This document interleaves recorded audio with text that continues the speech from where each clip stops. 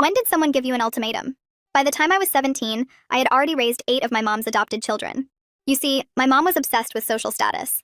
Every adoption got her another newspaper article, another 10,000 likes on Facebook. The thing was, she never actually wanted to parent them. That was my job. It all started when I was 9 and she brought home the first baby, a premature infant from Guatemala who needed round-the-clock care. "You're so mature for your age," she'd said, handing me the feeding schedule at 3 a.m. "This will teach you responsibility." Well, I was making the kids packed lunches when she called a family meeting and slid photos across the table. 3 babies from Ukraine, all under 2. One with cerebral palsy. "Mom, I can't do this anymore," I said, voice shaking. "I need to finish school. I've already missed 47 days this year." She tilted her head. "Are you saying you won't help these innocent children?" "I'm saying I'm 17 and exhausted." That night, after everyone was asleep, she came to my room. "Fine. Don't help." She showed me their medical files. "But either you care for them," she said quietly, "or they suffer. Your choice." My head spun while I processed what she was saying. She knew I couldn't watch babies suffer, that I would always choose them over me. The next morning I tested the waters. Instead of staying home with Vance, who had the flu, I went to first period. Just one class. When I got home, I found my 4-year-old brother Danny on the kitchen floor, shaking. He's diabetic and his blood sugar was 32. Mom was on the couch, scrolling through her phone. "Oh no," she said, not looking up. "I completely forgot his insulin schedule. Guess that's just what happens when you choose to be selfish." That afternoon, I tried telling my school counselor. I didn't even finish the sentence before my phone buzzed. Mom's text. "Gigi's inhaler seems to be missing. Help me look when you get home." I ran home and found Mom holding the inhaler, examining it like she'd never seen one before. "Found it," she said cheerfully. "Accidents happen when you're not here to prevent them, don't they?" But the worst part was what I walked in on that evening. Mom had all the kids who could talk sitting in a circle. "Remember," she was saying in her sweet voice, "if anyone ever asks, I'm the best mommy ever. Because if you say anything else, they'll take you away and you'll never see each other again." 6-year-old Gigi was crying. "But you're mean to Talia." "My name." Mom's face went cold. "Talia wants to abandon you. I'm the only one keeping this family together. Now what do we say if someone asks?" The children chorused in tiny, terrified voices. "You're the best mommy ever." She made them practice it 5 more times before bed. I stopped fighting after that. If she wanted me to give it my all, I would do exactly that. I dropped out of school. Not officially, just stopped going. And when I did show up, I brought the toddlers. "These are mine," I told my chemistry teacher when she asked why I was bringing children to learn about the periodic table. I sold her jewelry to buy formula and kept every receipt. I used her credit card at the pharmacy. Let them flag it for fraud when a teenager bought $400 of prescription medications. 2 weeks later, she announced she was adopting premature twins with serious heart defects. "They need surgery within 6 months or they won't survive," she said at dinner, like she was discussing the weather. "The adoption agency needs proof of a full-time caregiver." She looked right at me. "I told them you'd deferred college."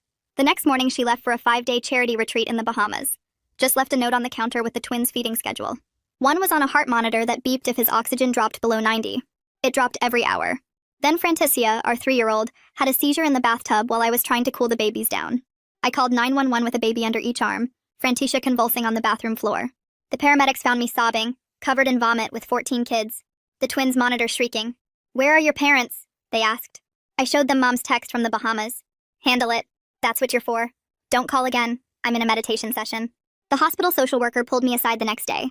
She had a file 3 inches thick. 47 ER visits in 2 years. All brought by me. Mom was never present. "She's getting an award tomorrow," I told the social worker. "Mother of the Decade, televised." The social worker's face was grim. "We've been building this case for months. Your teacher, the paramedics, the pharmacy, even your neighbors. Everyone saw it but couldn't prove it until now." She paused, studying my face. "Did you know she's been collecting $11,000 a month in adoption subsidies?" I felt my knees buckle. 11,000. While I sold her jewelry for formula. That's when I realized. The system couldn't give me justice. And my mom forgot one crucial detail. When you take everything from someone, they've got nothing left to lose. And everything to gain. I walked to the hospital cafeteria after Althea left and bought the cheapest coffee they had. The twins were still upstairs in the NICU with tubes and monitors everywhere. I sat there for an hour watching steam rise from the cup and made my choice. I was done protecting Mom and done letting her use these kids as props. I found Althea's card in my pocket and called her from the lobby. She picked up on the first ring like she'd been waiting. I told her I'd help with everything, give them whatever they needed. She let out this long breath and said she'd been hoping for months I'd be ready. We set up a meeting for the next morning at 9 a.m. That night I couldn't sleep, so I pulled out the old shoebox from under my bed where I'd been keeping things. Every receipt from when I sold Mom's jewelry for formula was there. Every text she sent from vacation while kids were sick. Every photo I took at the hospital alone with crying babies. My hands shook as I sorted them into piles by date. 3 years of proof that she'd abandoned us over and over. I made copies on the printer and put the originals in a plastic bag. The next morning I got the older kids breakfast and told them I had a doctor's appointment. I met Althea in the same hospital conference room, and she had someone new with her. Fletcher Kent from CPS shook my hand and started asking about each kid's medical needs. He had a notebook and wrote down everything about Danny's diabetes and Gigi's asthma and the twins' heart problems. He wanted to know exact medication schedules and which hospitals we'd been to. Fletcher explained that even with the twins in critical condition, they needed more to move fast. Mom's public image was too strong and she had too many supporters. The system moved slow unless they had something nobody could argue with. I pulled out my phone and started showing them everything. Photos of me alone at every appointment with timestamps showing Mom was posting from beaches. Screenshots of her texts telling me to handle emergencies while she was at parties. Videos I'd taken of the younger kids crying and begging for food while she was gone. Fletcher's face got darker with each thing he looked at. He asked if he could make copies and I handed him the phone. After the meeting, I walked to Minnie's house next door. She'd lived there 20 years and seen everything. I asked if she'd be willing to be an emergency contact for the kids. She didn't even hesitate before saying yes. She told me she'd been watching ambulances pull up to our house for years and wondering when someone would do something. 2 days later, Mom came home early from the Bahamas with shopping bags from the duty-free store. She had that fake sweet voice she used after she'd been gone too long. She kept touching my shoulder and playing with my hair and promising we'd go somewhere nice after her award ceremony next week. I could tell she knew something was different by how I looked at her. She started talking about how tired she was and how much she needed my help. That evening after dinner, she gathered the younger kids in the living room. I stood in the kitchen doorway with my phone recording behind my back. She made them sit in a circle and practice what to say if anyone asked about our family. They had to repeat that Mommy takes such good care of them over and over. Gigi started crying because she didn't want to lie. Mom's voice got cold and she said Gigi might have to go live somewhere else if she couldn't remember her lines. The other kids got scared and started saying it louder. She made them practice for 30 minutes until they all said it perfectly with big smiles. The next day, I went to the school for the first time in 2 weeks. I found Dean McCormick in his chemistry classroom during lunch. I asked if he'd write down everything about the times I brought toddlers to his class. He said he'd already been keeping notes because he was worried about me. He showed me a folder with dates of every absence and photos he'd taken of me doing homework with babies on my lap. He said he'd write whatever statement I needed and had been waiting for someone to ask. My whole body felt lighter walking out of his classroom. People were finally seeing what had been happening. The evidence was everywhere and I wasn't crazy or alone. Mom had been so careful about her image, but she forgot that other people had eyes. They saw me at the pharmacy buying hundreds of dollars of medicine. They saw me at the food bank with a wagon full of kids. They saw the ambulances and the police and me carrying sick babies to the ER at 3 in the morning. Fletcher called that afternoon to say they were building the case, but it would take time. The wheels were turning, but the system moved like it was stuck in mud. Meanwhile, the twins needed surgery soon, and Mom was planning her big award ceremony like nothing was wrong. I knew this was just the beginning of a long fight, but at least I wasn't fighting alone anymore. The next morning, I walked straight to the counselor's office at the school before first period. Charity Neely looked up from her computer when I knocked on her doorframe. She waved me in and closed the door behind me. I sat in the chair across from her desk while she pulled out a thick folder with my name on it. She opened it and spread papers across her desk. Each page had dates and times written in her neat handwriting. She showed me attendance records going back 3 years. Red marks covered almost half the days.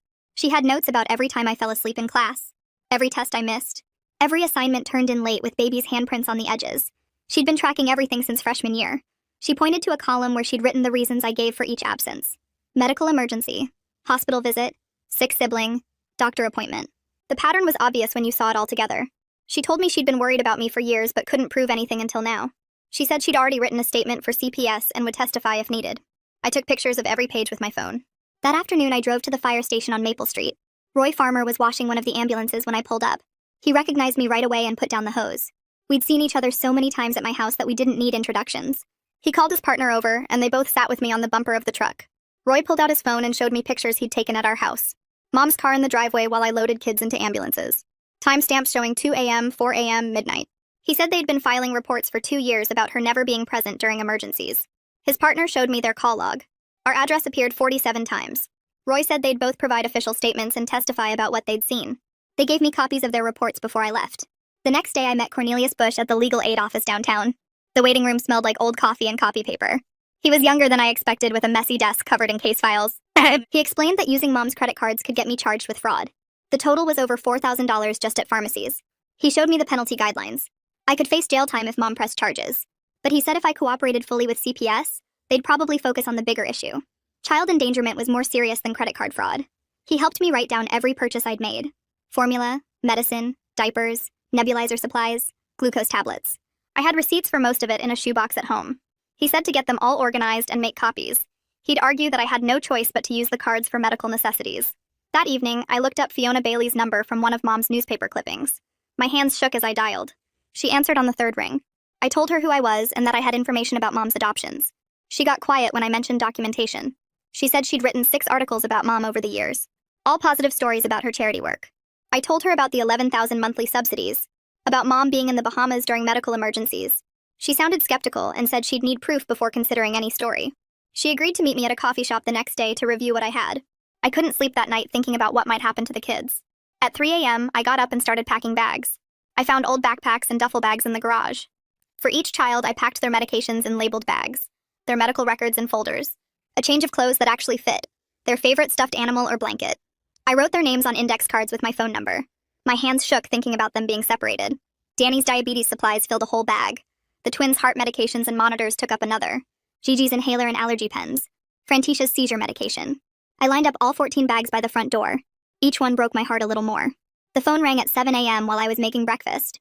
Fletcher's voice sounded tired but focused. He told me they were planning everything around Mom's award ceremony in 2 weeks. The timing would work perfectly. She'd be on stage accepting her award when CPS moved in. She wouldn't have time to coach the kids or spin the story. The media would be there already. The truth would come out before she could control it. He said keeping the children safe was the priority. Everything else would follow from that.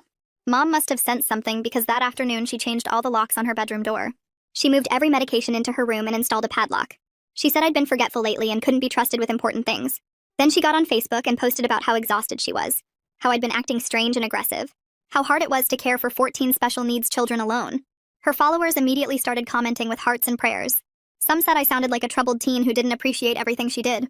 That night, one of the twins' oxygen monitors started beeping at 2 a.m. The backup battery had died and the main unit was failing. His oxygen level dropped to 82, then 79. I ran to Mom's door, but it was locked. I could hear her TV on inside. I banged on the door and yelled that the baby needed help. She didn't answer. I called Minnie and she came over in her nightgown. Together we moved the twin to the other monitor and got his levels back up. I took pictures of the broken monitor and the locked door. I recorded the sounds of Mom's TV playing while we worked to save the baby. Minnie stayed until morning to help watch the monitors. 2 days later, Fletcher called again. He said the legal process was moving slowly. Too many cases and not enough workers. He needed me to make a detailed video statement. He sent me a list of topics to cover. Each child's medical condition, Mom's patterns of leaving, the coaching sessions, the locked medications, the money. I spent 3 hours that night talking to my phone camera. I went through every child's needs, every hospital visit, every time Mom left us alone, every threat she made, every time she chose Facebook over feeding schedules. My voice cracked talking about finding Danny on the floor, about Frantisha's seizure, about the twins almost dying. I uploaded the video to 3 different cloud services and sent Fletcher the links. The next morning, Fiona Bailey called back. She'd reviewed the evidence I'd sent but wanted more. She needed timestamps that could be verified. Third-party confirmation. Official documents. I spent the day gathering everything. Mom's Instagram posts from the Bahamas tagged with locations and times. The same dates and times as ER admission records. Photos from her Facebook showing her at charity galas while I was at the hospital. Credit card statements showing purchases at resorts while medical bills piled up. I sent everything to Fiona with the paramedics' reports and the social worker's notes. She called back an hour later. Her voice was different this time. She believed me. The next morning I couldn't sleep, so I went through the mail pile on the kitchen counter while everyone was still in bed. Between the medical bills and donation thank you cards, I found a thick envelope from the state adoption agency. My hands shook as I opened it and saw the subsidy payment statements going back 3 years. $11,000 every single month deposited directly into Mom's account. I took photos of every page with my phone, my stomach churning as I did the math. She'd gotten over $400,000 while I sold her jewelry at pawn shops to buy formula and begged pharmacists to let me pay in installments. I heard her bedroom door open and quickly stuffed the papers back in the envelope. That afternoon, while I was giving the twins their breathing treatments, Mom posted on Facebook about how worried she was about me. She wrote that I'd been acting troubled lately and seemed jealous of the attention she gave the younger children. Within an hour, her followers were attacking me in the comments, calling me selfish and ungrateful and saying I didn't deserve such a loving mother. My phone buzzed with notifications until I had to make all my accounts private. I packed a bag that night with backup medications and inhalers and walked it over to Minnie's house after Mom went to bed. She helped me hide everything in her hall closet without asking questions. Having those emergency supplies there made me feel like I had at least a tiny bit of control over this chaos. 2 days later, Mom called a family meeting and announced she was thinking about placing the twins in medical foster care where they could get better specialized attention. The other kids started crying immediately, and Vance grabbed my leg so hard it hurt. I told them I wouldn't let anyone split them up even though I had no idea how I'd stop it. Mom smiled at me over their heads like she'd won something. Cornelius Bush from Legal Aid called me the next morning and said we needed to talk about the credit card charges. He warned me I could face serious charges for fraud, but said if I was completely transparent about everything it would help. We spent 3 hours creating a spreadsheet showing every single purchase with receipts proving it all went to the children's medical needs. He said the restitution plan would show the court I wasn't trying to steal anything. I went to the CPS office that afternoon and spent 4 hours writing out a formal sworn statement.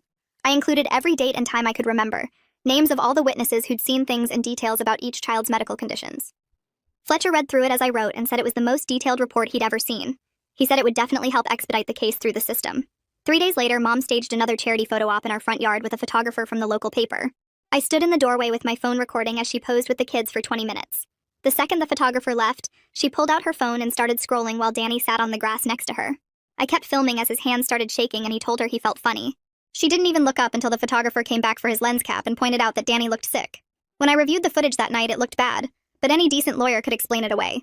She'd just say she was tired from caring for so many kids, or that she was checking their medical schedules on her phone. I needed something absolutely undeniable that couldn't be twisted or explained. Then I remembered we had a shared family account for tracking our phones in case someone got lost. I logged in and pulled up Mom's location history for the past year. My heart raced as I matched the timestamps to my calendar. She was in the Bahamas during 5 different ER visits, at a spa during Danny's diabetic crisis, at parties and restaurants during 8 other medical emergencies. Every timestamp matched perfectly with the hospital admission records I'd been keeping. I screenshot everything and sent it to Fletcher and Fiona immediately. The next morning, Minnie came over with a folder and said she wanted to help. Inside was a notarized statement she'd written about everything she'd witnessed over the past 2 years. She described hearing the children being coached through our shared wall and seeing ambulances at our house at least twice a week. She'd documented finding Vance wandering alone in her backyard while Mom's car was clearly in our driveway. She even had dates and times for everything. I hugged her and cried for the first time in weeks. The next day, Dean called me to his classroom after school and handed me a thick manila folder. Inside were copies of every absence slip, every tardy notice, and photos he'd taken with his phone of me sleeping at my desk with Gigi on my lap. Charity was already there with her own stack of papers, showing the 47 days I'd missed just this year, plus all the times I'd brought toddlers to the school. They'd been working together for weeks, creating a timeline that matched perfectly with the hospital records I'd given Fletcher. Dean showed me pictures on his phone from 3 months ago when I'd brought Danny to chemistry class because his blood sugar was unstable. The timestamp on one photo showed me checking his levels while other students were doing a lab experiment. Charity had written notes in the margins of attendance records about finding me in the bathroom trying to calm Vance down during his asthma attack. She'd documented everything, even the time she found me changing one of the twins' diapers in the counseling office because I couldn't leave them alone at home. They made copies of everything and said they'd send it directly to Fletcher and the judge handling the case. My phone rang while I was walking home and it was Althea, sounding frustrated. The hospital's lawyers were reviewing her statement, but they wanted to remove certain details about specific medical incidents because of privacy laws. She said this could push back the emergency hearing by at least a week, maybe more. The legal department was worried about liability if they released too much information without proper court orders. I could hear papers shuffling in the background as she explained that even though I was the one who brought the kids in, Mom was still their legal guardian on paper. They needed special permission to release full medical records, and that meant more paperwork, more waiting, more time for the kids to suffer. When I got home, Mom was sitting at the kitchen table with all the receipts I'd hidden spread out in front of her.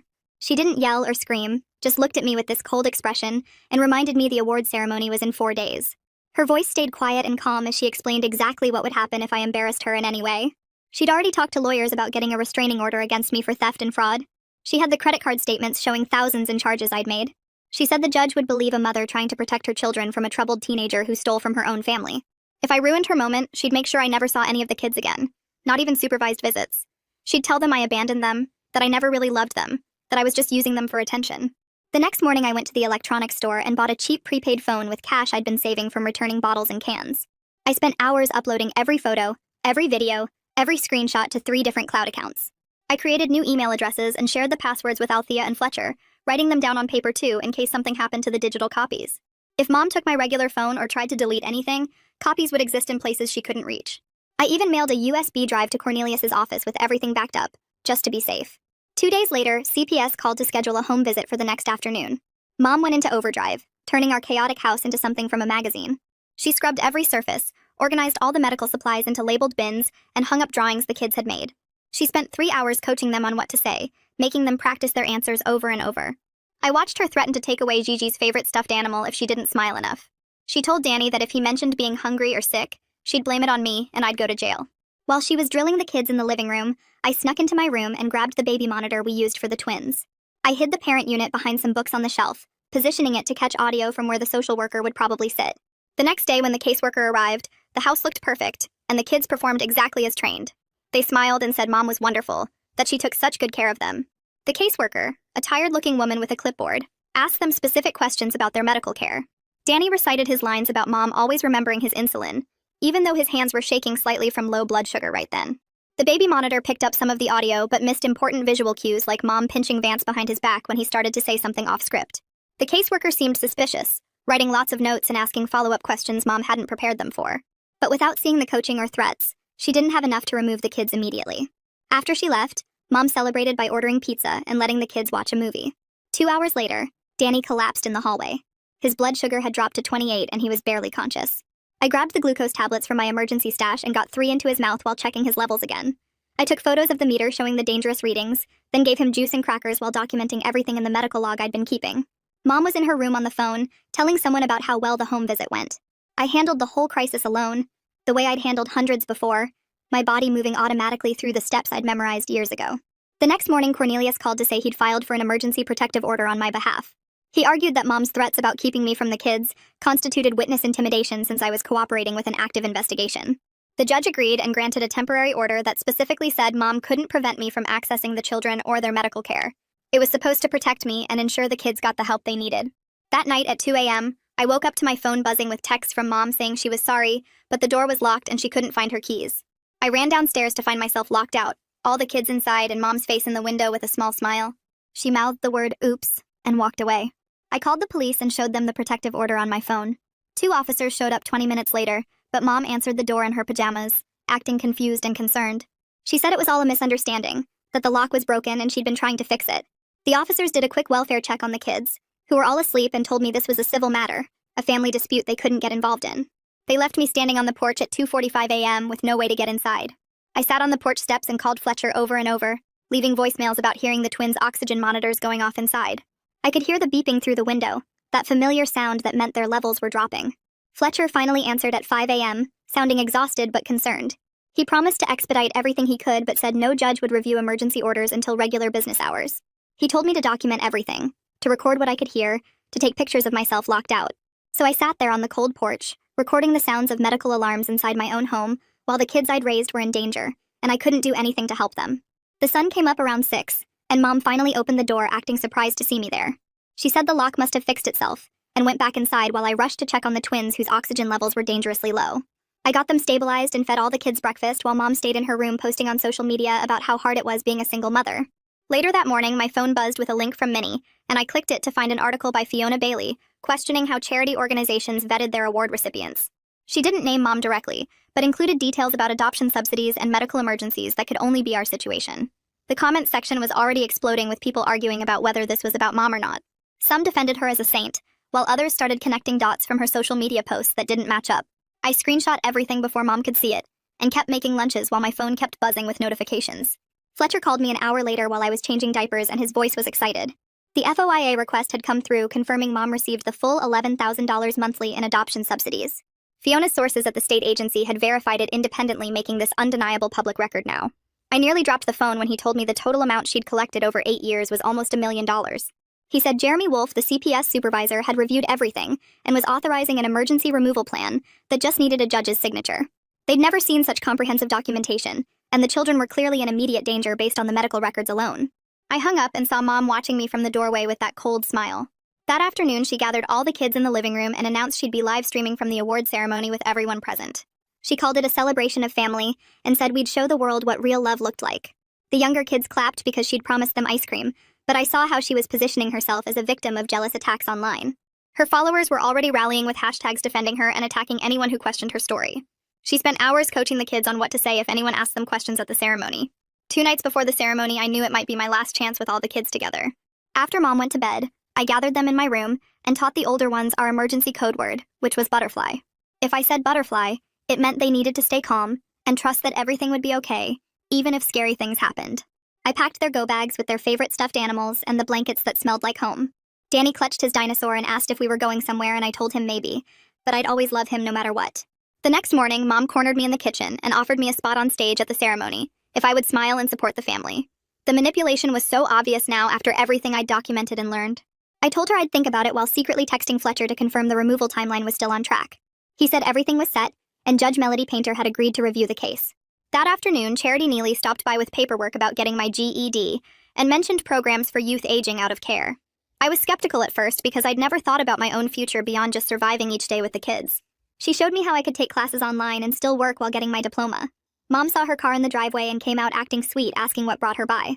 Charity said she was just checking on a former student, and Mom's face got tight before she went back inside.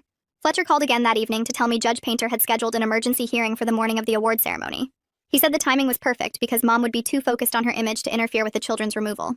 The hearing was set for 8 in the morning, and the ceremony wasn't until noon, so Mom wouldn't even know what was happening until it was done. I felt sick thinking about the kids being taken, but I knew they needed real medical care and safety. The night before everything was supposed to happen, Mom found the baby monitor I'd hidden in the living room. She destroyed it with a hammer, then posted a video claiming I'd been recording the children inappropriately and needed mental health support. Her followers started a hashtag defending her, but others were asking why she was so angry about being recorded if she had nothing to hide. Some people started digging into old posts and finding inconsistencies in her stories about the adoptions. She spent hours deleting comments and blocking people while the kids watched TV. I texted Minnie asking if she could come over, and she showed up an hour later with soup saying she wanted to help. She stayed up with me the night before the hearing, letting me sleep for 2 hours while she watched the house. When I woke up at 3 in the morning, she made me eat something even though my stomach was in knots. She reminded me that I was saving my siblings' lives, and that took more courage than most people would ever have. We sat on the couch listening to the twins' monitors and waiting for Dawn to come. At 6:30, Cornelia showed up with a stack of papers and made me go through every single credit card charge while Minnie watched the kids. He had me write down exactly what each purchase was for and which child needed it. The diversion program forms were complicated, but he explained that admitting everything up front would help the judge see I was trying to save lives, not steal money. My hands were shaking, so bad I could barely sign my name on the last page. Minnie drove me to the courthouse at 7:45, and we sat in the parking lot for 10 minutes while I threw up twice from nerves. The courtroom was smaller than I expected, with wood panels and fluorescent lights that made everyone look sick. Mom wasn't there yet, but her lawyer was already setting up folders at their table. Fletcher waved me over to sit behind him and showed me the order of how things would go. When Judge Painter came in, she looked exactly like her photo online, except older and more tired. She asked me to come to the witness stand, and I had to put my hand on the Bible, even though my palm was so sweaty it left a mark. For 2 hours, she asked me about every single child and their medical needs, and I knew all the answers without even thinking. I told her about Danny's insulin schedule and Gigi's inhaler and the twins' heart monitors and Frantisha's seizure medication. My voice cracked when I described finding Danny on the floor with his blood sugar at 32, but I kept going. I explained about the coaching sessions where Mom made them practice saying she was the best mommy ever. Fletcher stood up next and started pulling out evidence like a magician doing tricks. He had photos of me at the hospital at 3 in the morning with babies in my arms. He showed texts from Mom in the Bahamas telling me to handle everything myself. The medical records made a stack so high it wobbled when he set it on the judge's desk. He read statements from Roy and Dean and Charity about seeing me miss school to care for sick kids. Even Mom's lawyer looked uncomfortable when Fletcher showed the location data proving Mom was at spas during medical emergencies. Judge Painter's face got harder with each piece of evidence until she looked ready to explode. She didn't even wait for closing arguments before announcing her decision. Every single child would be placed on 72-hour medical hold starting immediately. She ordered emergency placement in homes with medical training and froze Mom's access completely pending investigation. Mom walked in right as the judge was signing the orders, and her face went white, then red, then back to white. She kept her smile, though, and walked straight to me, whispering that I'd destroyed our family. Her breath smelled like coffee and mint gum, and her fingers dug into my arm hard enough to leave marks. Outside the courthouse, she was already on her phone telling someone the children were just getting routine medical evaluations. She told 3 different reporters it was all a misunderstanding, and she was cooperating fully with authorities. Her ability to lie without blinking was amazing to watch even after everything. The removal started at noon, and it was worse than I imagined. CPS workers and police officers filled our house while the kids cried and grabbed at me. They divided them by medical needs, with the twins going to one specialized home and the others split between 2 more. Danny wouldn't let go of my leg until a worker gently pulled him away and promised he could keep his dinosaur. I rode in a separate van, watching through the back window as my siblings were driven away in different directions. At the award ceremony 3 hours later, Mom showed up in a designer dress acting like nothing happened. Fiona caught her on the red carpet asking about reports of children being removed from her home. Mom laughed and said it was just routine medical checkups that got blown out of proportion by people jealous of her success. But when Fiona asked follow-up questions, Mom's answers started contradicting each other. Other reporters smelled blood in the water and started pressing harder about the removal orders. Mom kept smiling, but you could see cracks forming in her perfect image. That night, a counselor met me at a youth transitional program with intake forms to fill out. The room had 2 beds and a dresser and smelled like industrial cleaner and old carpet. I sat on the thin mattress filling out paperwork about my medical history and emergency contacts while feeling completely numb. The counselor asked if I needed anything, and I couldn't even think of an answer. She left a folder with program rules and meal times and told me someone would check on me in the morning. I lay on the bed staring at the ceiling, knowing the kids were scared and separated, but finally getting real medical care. The next day, Cornelius called to say he'd worked out a diversion deal where I'd do community service and pay restitution instead of facing charges. The relief hit me so hard, I had to sit down on the floor of my tiny room. He said the judge understood I was trying to save lives, and the prosecution agreed not to pursue criminal charges if I completed the program. Over the next week, the hospital exams happened, and the results were exactly what we expected. Every single child showed signs of medical neglect, from missed medications to untreated conditions. The twins were scheduled for emergency heart surgery within days of removal. The documentation was so clear that even Mom's expensive lawyer couldn't explain it away. Mom's response was to go nuclear on social media the very next morning. Fletcher texted me screenshots of her posts claiming government overreach and begging her followers to protest outside the CPS building. Within hours, there were dozens of people with signs calling CPS kidnappers and demanding the children be returned. Mom posted videos crying about how her babies were stolen from their loving home. She threatened to sue everyone involved and started a GoFundMe for legal fees that raised $8,000 in the first day. Fletcher called to tell me not to worry because the kids were in secure locations and Mom didn't know where. He said the protests were annoying, but wouldn't change anything since the medical evidence was so strong. I deleted all my social media accounts and focused on getting through each day at the youth program. 2 weeks later, Fletcher picked me up for my first supervised visit at a public park downtown. My hands shook the whole drive there. The moment the van pulled up and the kids saw me through the window, they started screaming my name. Danny broke free from the social worker and ran straight into my arms. Gigi and the others piled on top of us in a giant hug that knocked me onto the grass.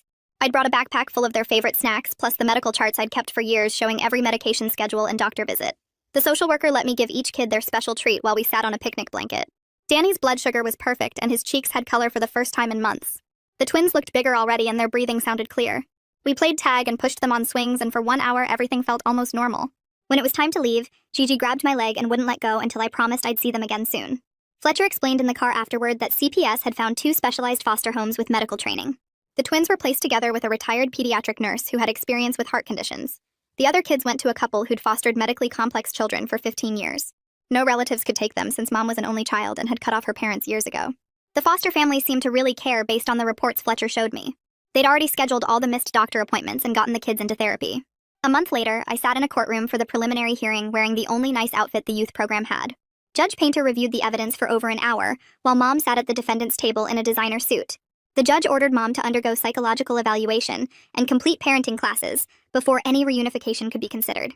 She froze the adoption subsidies pending full review of how the money was spent. Mom would get supervised visits every other week for 2 hours at the CPS office. Mom's lawyer argued for immediate return, but Judge Painter cut him off and said the medical neglect was too severe to ignore. I started GED classes the next week in a small classroom with 5 other kids from the youth program. The teacher was patient when I struggled to focus after months of no school. I also picked up shifts in the hospital cafeteria where this whole thing started. The work was hard and the pay was terrible, but it was honest money that I earned myself. I saved every dollar I could in an envelope under my mattress. Seeing the NICU through the cafeteria windows made me think of the twins, but at least now they were getting real care. Fiona published another article focusing on the kids' medical needs and the foster family's expenses. She interviewed the foster parents who talked about the specialized equipment and medications required. Within days, donations started pouring in for medical supplies and therapy costs. People sent toys and clothes and gift cards for the foster families. Part of me felt weird about strangers caring so much, but mostly I was grateful the kids were getting what they needed. 3 months after that first night in the hospital, I moved into a transitional apartment with help from a housing program. It was just a studio with a tiny kitchen, but it was mine. I started therapy twice a week with a counselor who specialized in family trauma. She taught me to use words like abuse and exploitation instead of making excuses for what Mom did. We worked on a victim impact statement for the court that took weeks to write because I kept minimizing everything. The therapist had to remind me over and over that what happened wasn't normal or okay. At the next supervised park visit, I watched my siblings run around on real playground equipment. Their foster parents had brought them and stayed nearby but gave us space. Danny's diabetes was under control, and he'd gained weight. Gigi hadn't had an asthma attack in weeks. The twins were scheduled for surgery next month, and the doctors were optimistic. Even the little ones who couldn't talk much seemed calmer and less scared. I pushed them on swings and helped them climb the jungle gym, and promised quietly that I'd keep showing up no matter what. For the first time in 8 years, I actually believed things might work out. And that's it, folks. Another shining example of me talking too much. Subscribe if you're brave enough for more of it.